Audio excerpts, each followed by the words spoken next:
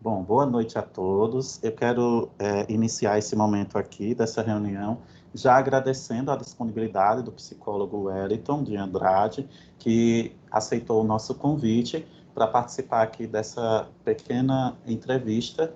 E aí nós vamos abordar aí algumas questões pertinentes dentro da área de psicologia jurídica. Muito obrigado, Wellington, pela sua participação. Ok, eu que agradeço. Estou aqui para debatermos.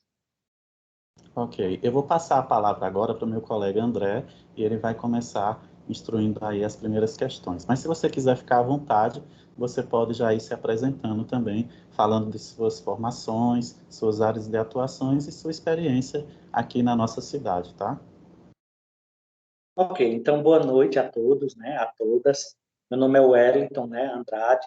Eu sou psicólogo, né. A minha especialização está voltada para a área clínica e saúde mental, embora eu também atue atualmente na nossa cidade, né, em Paulo Afonso, na área jurídica e social. Então, meus trabalhos aqui, eles estão voltados para a vara da infância e juventude, onde eu faço parte da equipe especializada, né, que trabalha com o direito da família.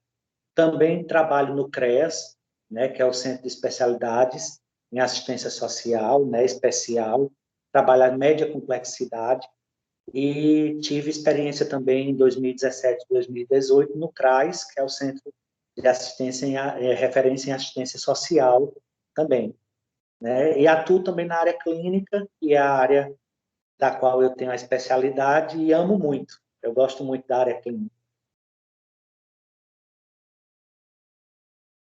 Boa noite, Wellington. Boa noite. Já antecipo os agradecimentos, né, que devemos ter pela sua presença aqui, né, conosco. Tem uma pergunta, né, bem ampla, né, sobre a psicologia jurídica. Qual o enfoque da psicologia jurídica, exatamente, e suas ramificações? Obrigado. Bom, isso. Então, a gente vai falar um pouco sobre a psicologia jurídica, né? Nós havíamos comentado há algum momento que a psicologia jurídica ela começou a ganhar força a partir dos anos 2000 e hoje ainda é uma área bem restrita, né? Algumas universidades elas não têm tanta abertura na área jurídica, embora existam outras que já estão colocando também como grade curricular, né, o pré-requisito ter essa área, a disciplina de psicologia jurídica. É uma interface, né, entre as questões de direito e da psicologia, porque o psicólogo dentro da área jurídica, ele tem algumas áreas de ramificação onde ele vai atuar justamente onde não tinha essa abertura, como, por exemplo, mediação, conciliação, que até hoje em dia é feito isso por muitos profissionais que não são especificamente da área jurídica, né? Não é que da área psicológica, não é que é proibido, né? Existem conciliadores, mediadores que são advogados, são assistentes sociais, né? Mas aí a gente foi entendendo também, né, a própria construção de que com o passar do tempo, psicólogos eles precisavam muito atuar dentro da área jurídica, porque existiam questões muito voltadas à personalidade, a crimes, a direito da criança e do adolescente, as questões voltadas à própria família. Então, dentro da psicologia jurídica, existem algumas ramificações, né? Existem psicólogos que trabalham na vara crime, existem psicólogos que trabalham na vara civil, no direito da família, e aí inclui a vara da infância e juventude. Outros psicólogos trabalham também no sistema carcerário, né?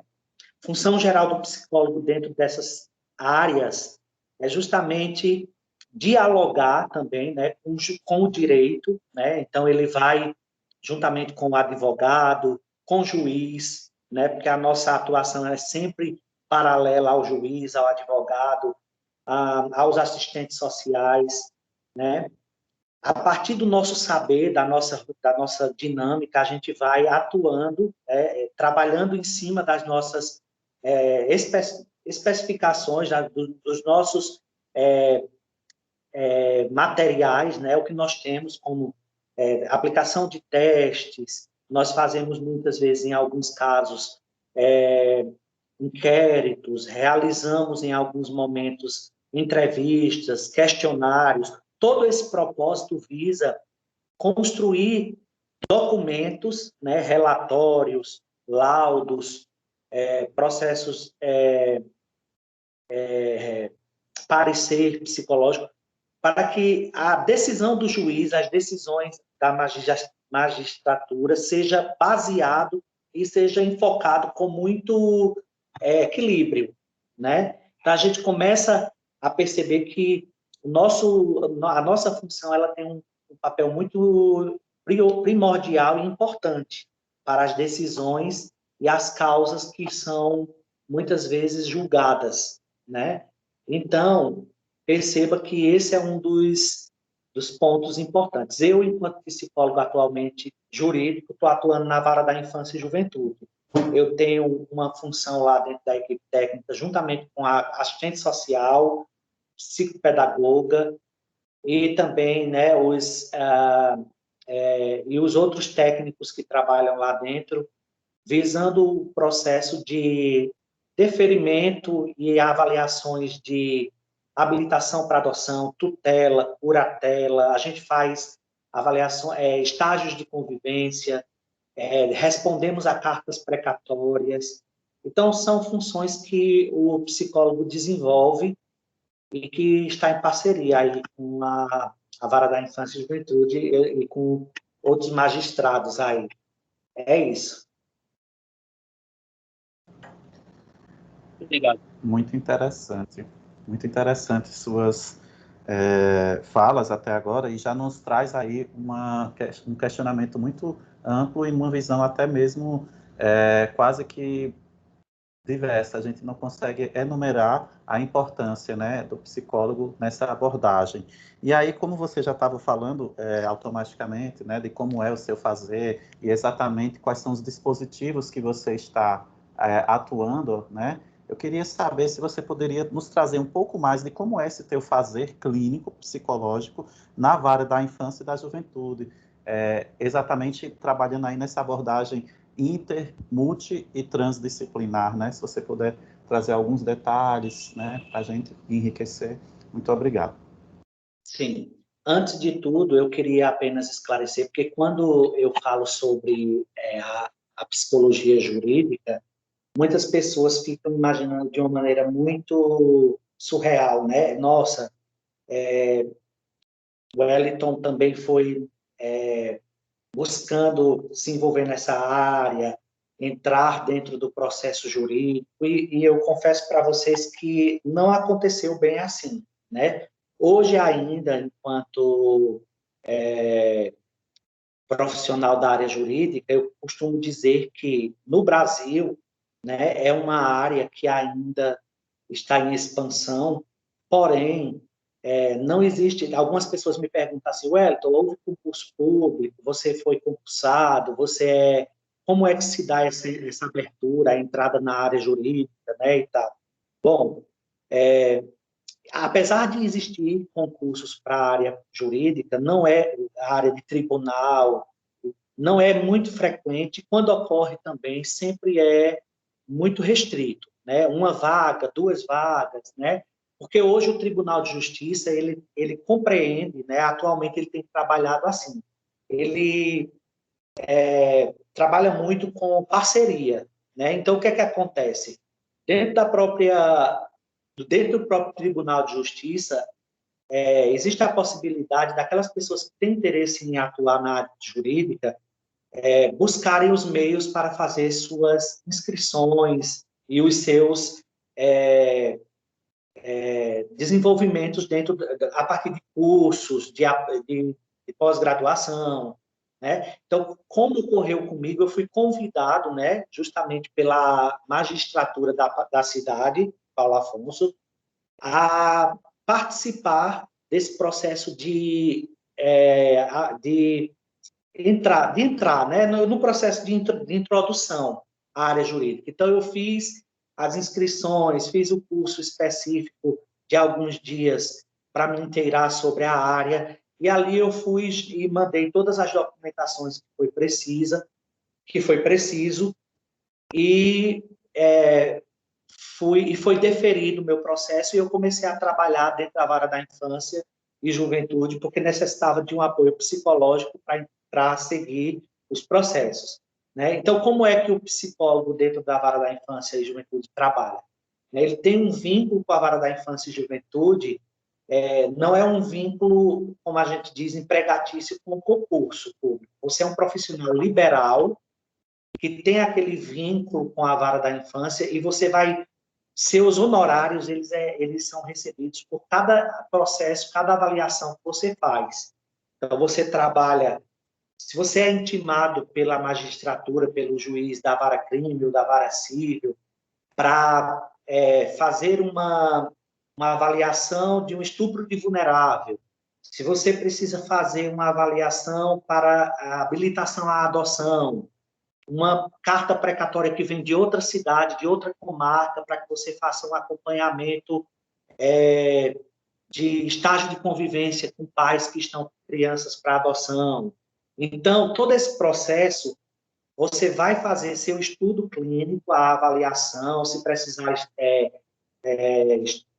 aplicar teste, você vai aplicar. Se você precisar também acompanhar aquela família durante 30 dias, você vai acompanhar, para que você tenha respaldos e segurança para quando você for deferir ou emitir um relatório, emitir seu laudo, emitir um parecer. E aí, cada processo desse, existe um valor específico que você ganha por esse processo, né? É um trâmite que ocorre, e aí o próprio Tribunal de Justiça requer notas fiscais, requer um DAN que você precisa tirar, para poder aí sim você ter seus honorários recebidos por cada trabalho que você desenvolve, né? Então, minha função dentro da vara da infância e juventude, ela se dá nesse sentido. Eu trabalho dentro da vara em uma equipe especializada, onde a gente tem psicólogo, assistente social, psicopedagogo. Não, a gente não só trabalha elaborando laudo, parecer. A gente faz isso, porém, o trabalho lá é bem mais amplo. Existem projetos dentro da vara da infância, né, que é subsidiado pelo próprio tribunal, como, por exemplo, o apadrinhamento afetivo, que são essas crianças e adolescentes que estão ali abrigados e estão na alta complexidade, porque já foram quebrados os vínculos com os pais. Esse apadrinhamento é justamente para dar abertura a essas crianças que não têm muita facilidade para a adoção, de conviver novamente em uma família, com um padrinho, com uma madrinha, né? Então, esse projeto a gente trabalha psicoeducando, fazendo os trabalhos semanais. Agora, nesse momento da pandemia, nós paramos justamente para tanto priorizar como proteger as crianças, né? Para elas não ficarem se deslocando lá para o fórum e tendo que passar por essas situações. Mas esse é um dos projetos em que o profissional trabalha.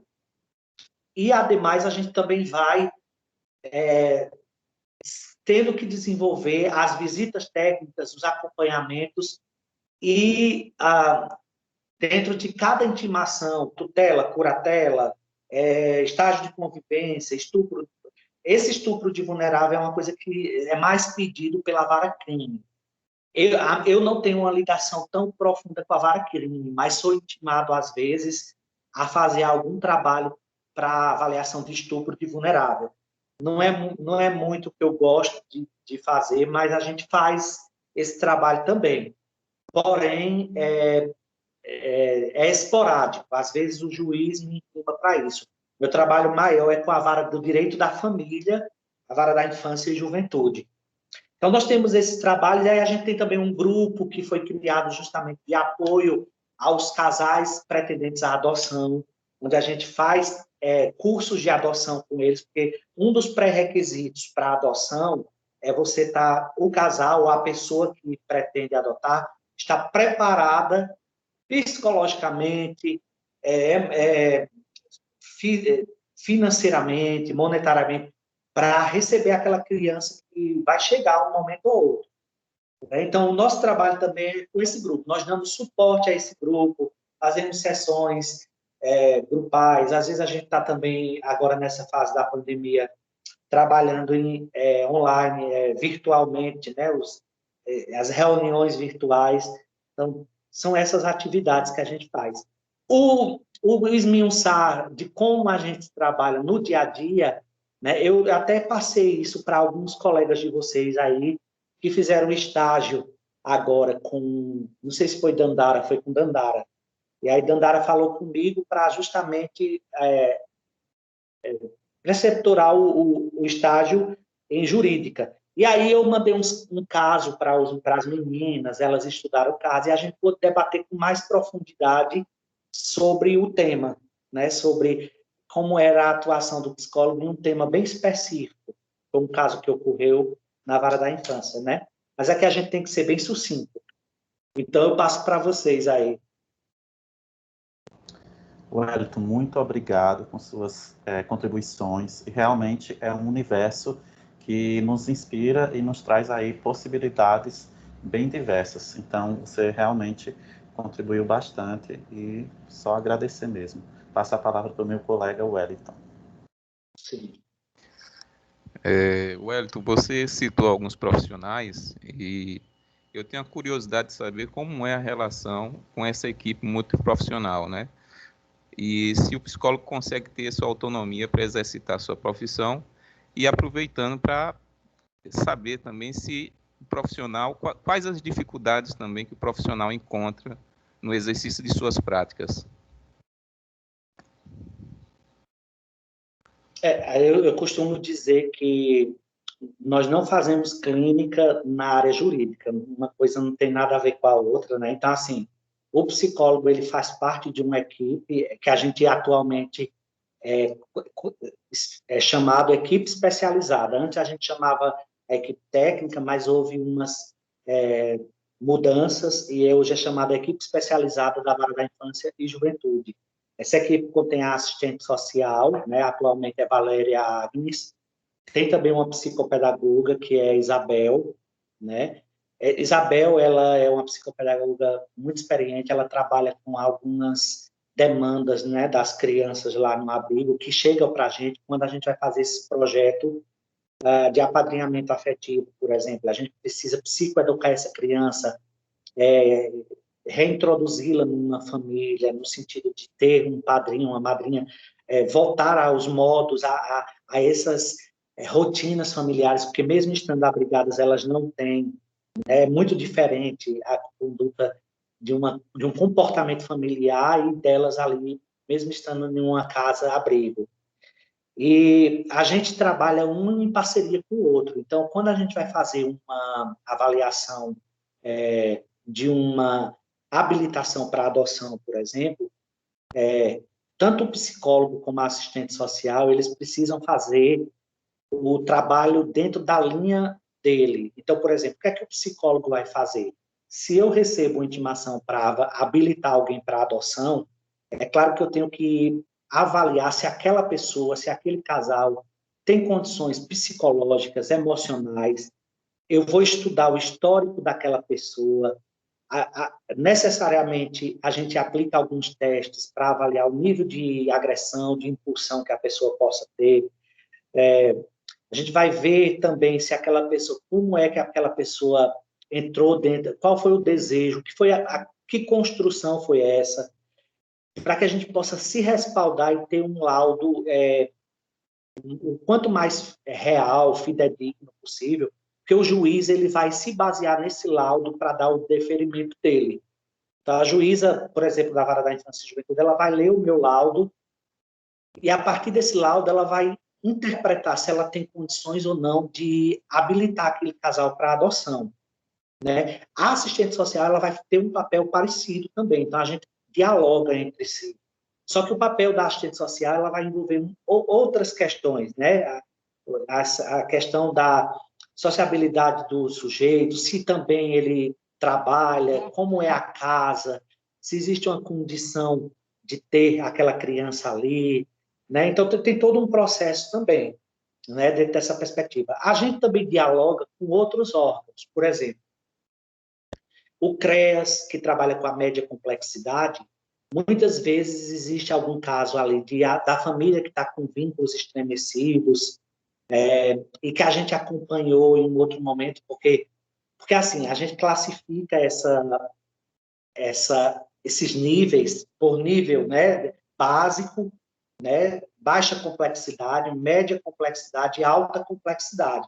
A gente considera realmente aqueles que estão na alta complexidade, já são as crianças que têm vínculos rompidos com os pais e que estão ali abrigados, né? Nesse caso, crianças e adolescentes. E aí, essa alta complexidade, muitas vezes a gente recebe uma intimação pela juíza para avaliar se o pai de Mariazinha, né, vamos usar essa, que é alcoólico e a menina sofreu negligência e abusos e está ali institucionalizada porque ela já houve quebra de vínculos, se existem condições de trabalhar essa família. E aí, quando a gente vai fazer essa visita, essa avaliação, esse acompanhamento, a gente tem que conversar também com a equipe do abrigo, né? Então, lá no abrigo, atualmente, também tem uma equipe que é formada também pelos mesmos profissionais. Tem a psicóloga, inclusive a psicóloga lá do abrigo é Poliana, né, professora de vocês. Tem também um assistente social e tem também psicopedagoga, pedagogos lá.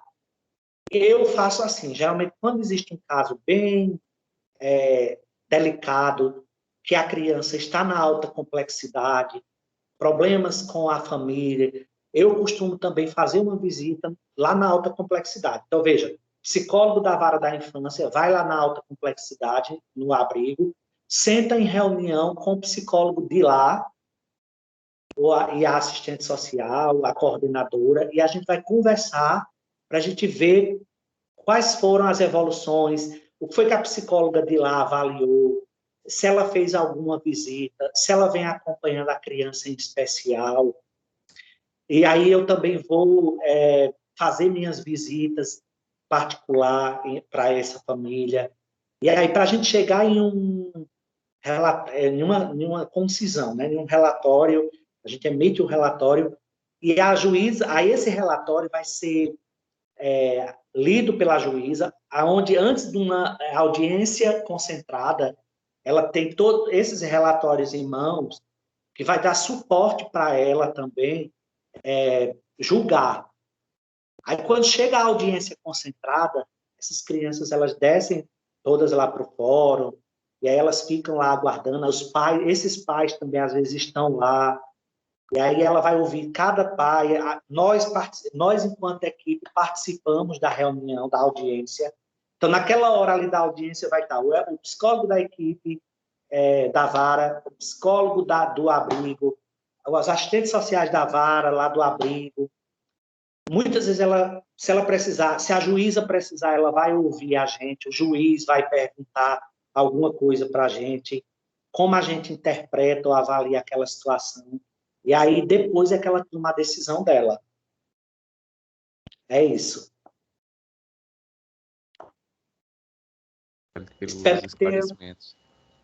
Espero que tenha entendido, que tenha conseguido ser, eu tenha conseguido ser claro. Com certeza, com certeza. Bom, nós chegamos ao fim do nosso pequeno momento aqui de entrevista, Wellington, então eu quero também agradecer, né, pelas suas contribuições. A gente sabe que a psicologia jurídica também é um universo, né, dentro dos universos das psicologias, e que você trouxe aí a sua experiência, que é muito rica, muito vasta, então eu tenho só a agradecer. A André também quer falar alguma coisa para finalizar? Com certeza. Extremamente grato, né? Extremamente grato, eternamente grato pelas contribuições. Abrilhantou ainda mais os nossos olhos, né? A respeito da psicologia jurídica. Suas contribuições foram bem objetivas, né? Contribuições ricas, né? Extremamente ricas. E é o que eu tenho a lhe falar. Grato e espero nos encontrar no futuro na profissão. Espero eu, que é a área que eu quero seguir, né? Espero eu ser colega de profissão no futuro com o senhor. Obrigado por tudo. Será um prazer. Então, eu